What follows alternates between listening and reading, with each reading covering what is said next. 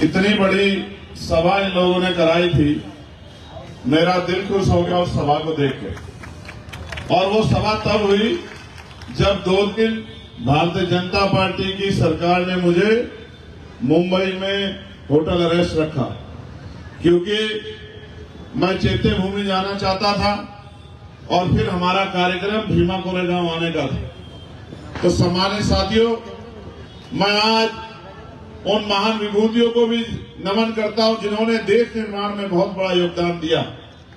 राष्ट्रपिता ज्योतिबा फूले, छत्रपति साहू जी महाराज, डॉक्टर बाबा साहब अम्बेडकर, मान्यवर साहब श्री काशीराम और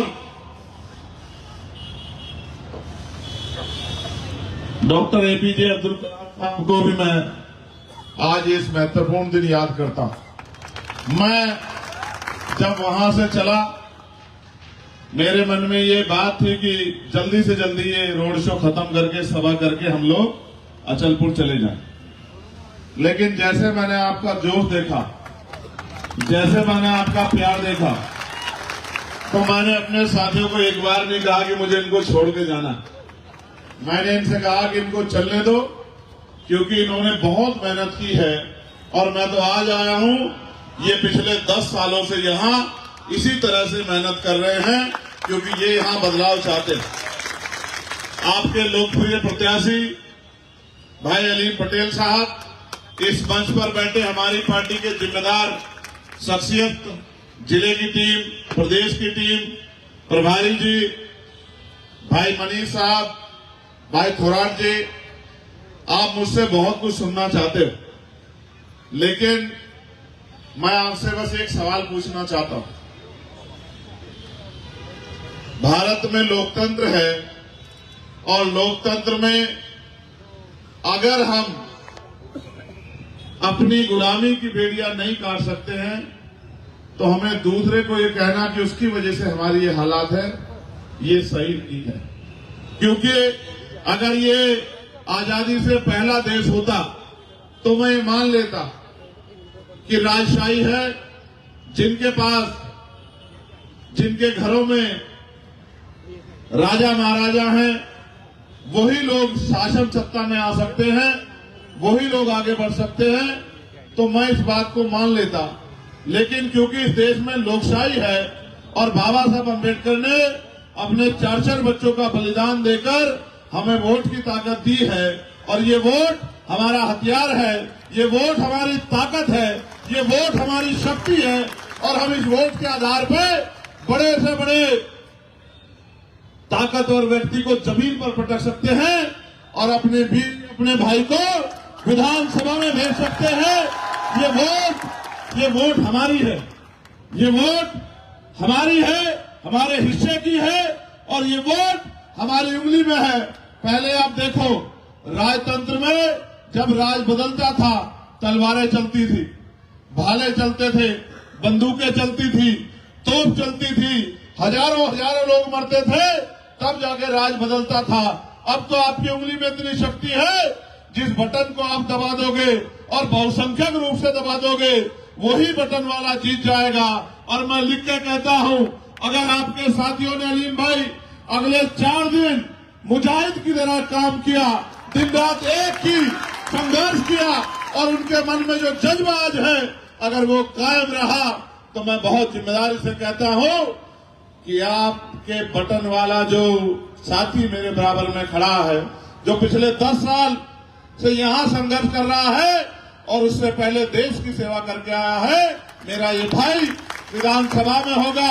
और जब मैंने आपका शानदार ये जमहूरियत का ये नजारा आज देखा, तो मैंने इनसे एक ही बात कही कि जब असेंबली में जाओगे तो कमजोरों, मजलूमों, गरीबों, नौजवानों, महिलाओं, मजदूरों के हक के लिए इतनी जोर से दहाड़ना कि तमाम जो कुर्सियों पर बैठे लोग हैं, गरीबों का हक छीन के इनकी कुर्सियां हिल जाए, इतनी जोर से आवाज लगाना, क्योंकि लोग सुनना चाहते हैं, लोग देखना चाहते हैं कि बहादुर लोग असेंबली में आए, बहादुर लोग पार्लियामेंट में आए, क्योंकि ऐसे लोग पार्लियामेंट असेंबली में है जो अपने और अपने परिवार तक सीमित है, जिनको जनता से कोई मतलब नहीं है।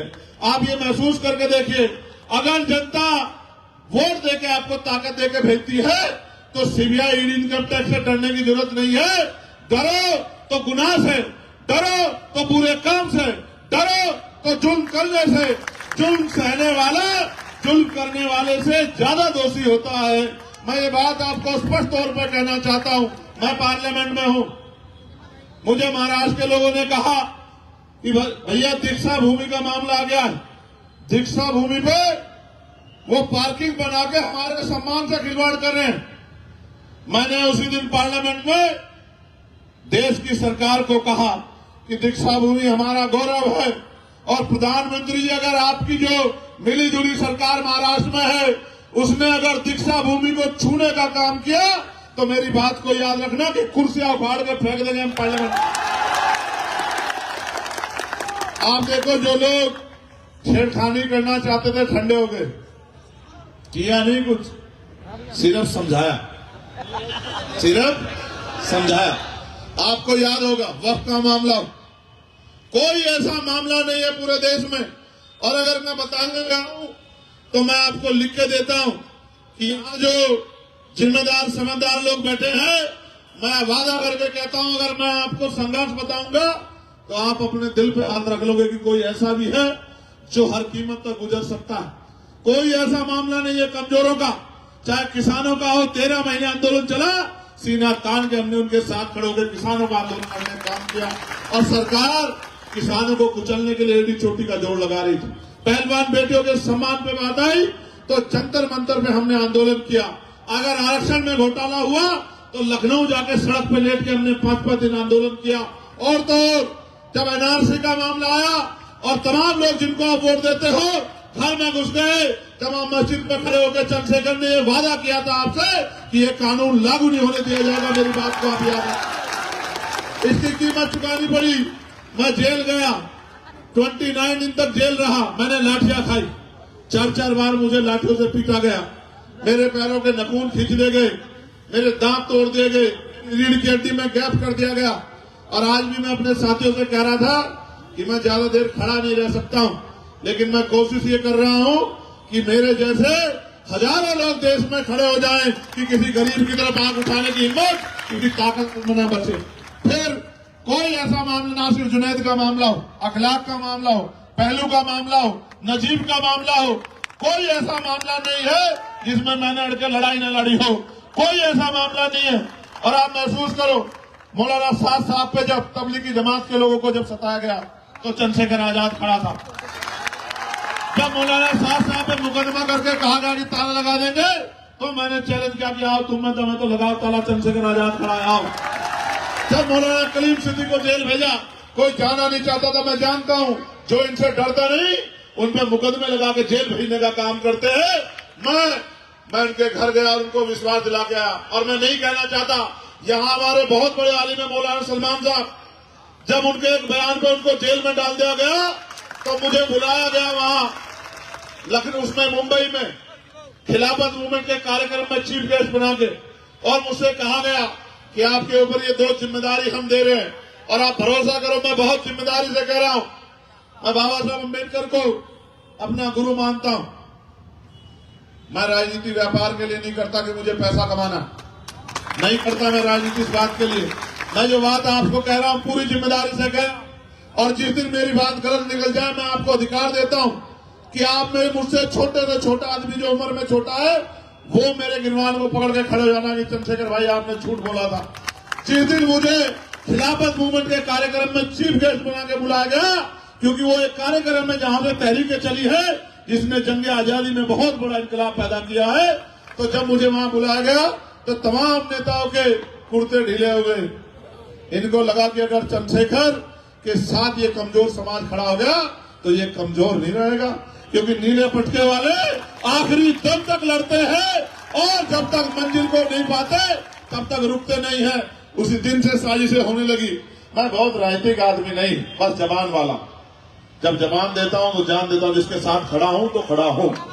आज कह रहा हूं अमरावती के लोगों, आपके पुल का मामला है और ये बाबा साहब अम्बेडकर का जो पार्क है इसका निर्माण कार्य बड़े लंबे समय से अधूरा है।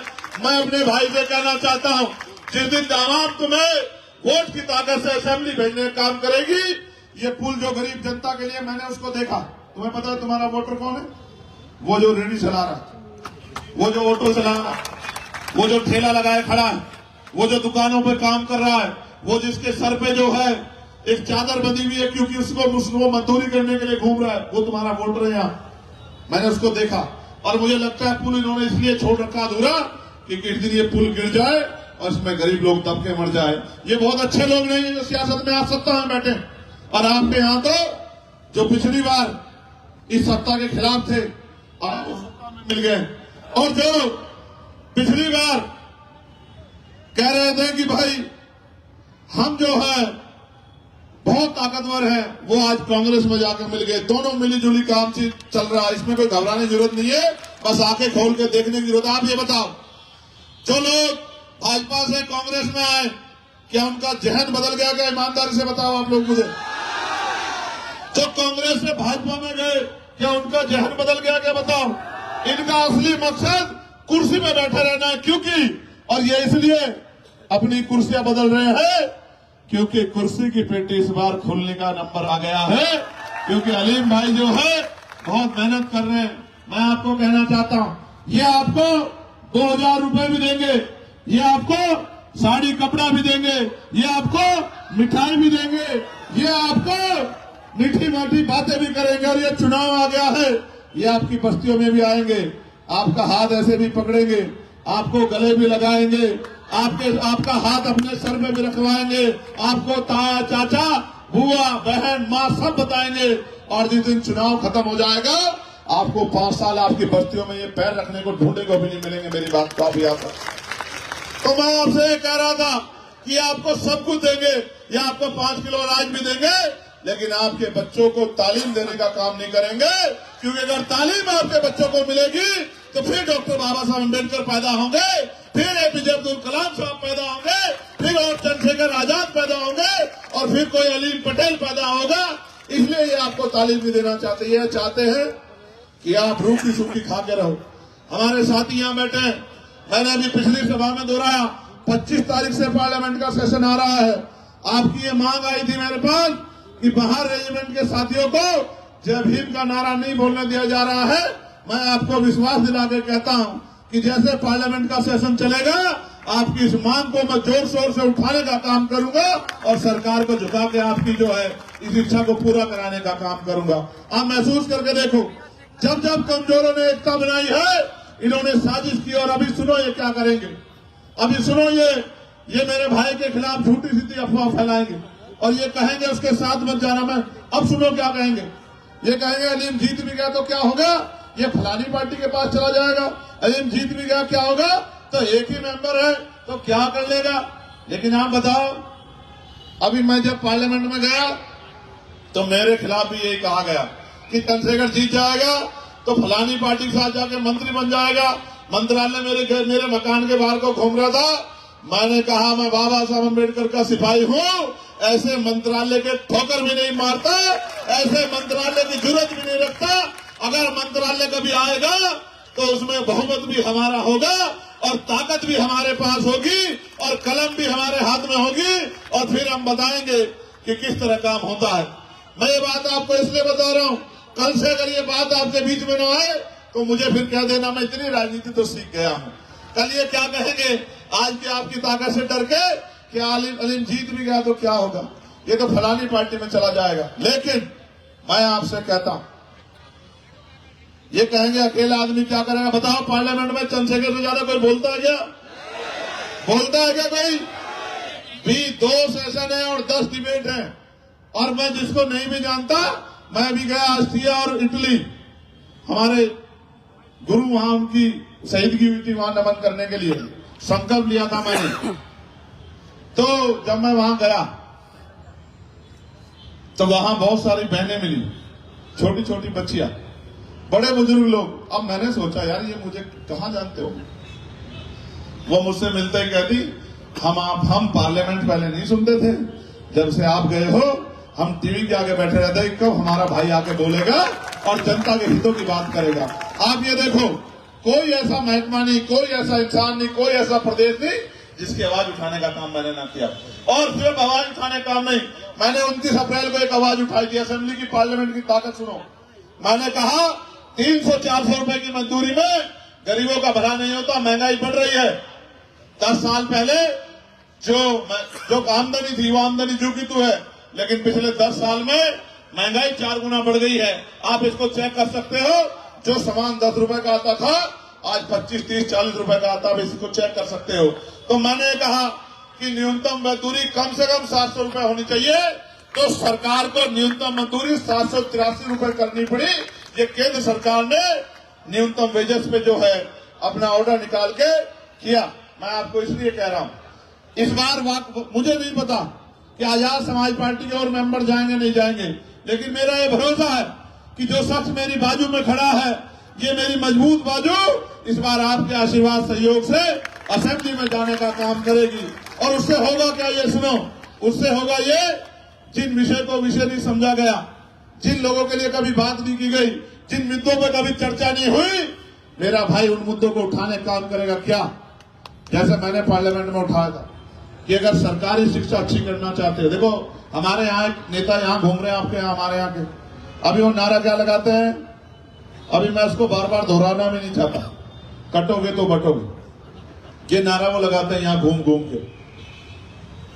और आपको नहीं पता, ये नारा लगाने वाले हमारे वो उत्तर प्रदेश के नेताजी ने 27,000 स्कूल बंद करने का सरकारी उनकी तैयारी कर ली, उसका नोटिफिकेशन जारी कर दिया। अब ये बताओ, सरकारी स्कूल में किसका बच्चा पढ़ता है, गरीब का, अमीर का, मजदूर का, किसान का, या किसी उद्योगपति का? तो आप ये सोचो, अगर स्कूल बंद होगा तो किसके बच्चों का रास्ता बंद होगा? बिना शिक्षा के, बिना पढ़े लिखे हम 200-400 रुपए की हाथ की दस्तकारी मजदूरी तो कर सकते हैं, लेकिन जिंदगी में बहुत बड़ा बदलाव नहीं कर सकते। ना पढ़े होते ये तो क्या बन पाते लेफ्टिनेंट कमांडर? ना पढ़ा होता मैं तो क्या बन पाता एडवोकेट और मेंबर ऑफ पार्लियामेंट, अपनी बात को रख पाता? इसलिए कह रहा हूं।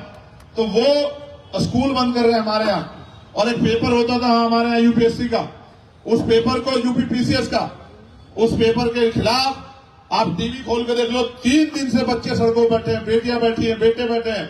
लेकिन सरकार 2 पार्लियामेंट कराना चाहती है और कहती है 1 नेशन 1 इलेक्शन, कि हम इतने तैयार हैं, 1 नेशन 1 इलेक्शन, एक देश एक चुनाव, और पेपर करा रहे हैं 2 दिन में, 2 दिन में। और कोई पेपर ऐसा नहीं जिसका पेपर लीक ना हुआ। मैं सारी सरकारों को जानता हूं, कोई ऐसी सरकार नहीं, मैं देश की सारी सरकारों को स्टडी करता हूं, क्योंकि हमारे लोग पूरे देश में रहते हैं, कौन सी सरकार क्या कर रही है।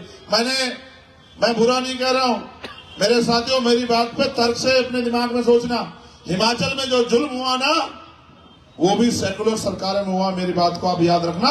एक बार अपने फोन को खोल कर देखो, हिमाचल में किस तरह का जुल्म मजलूमों पे हो रहा।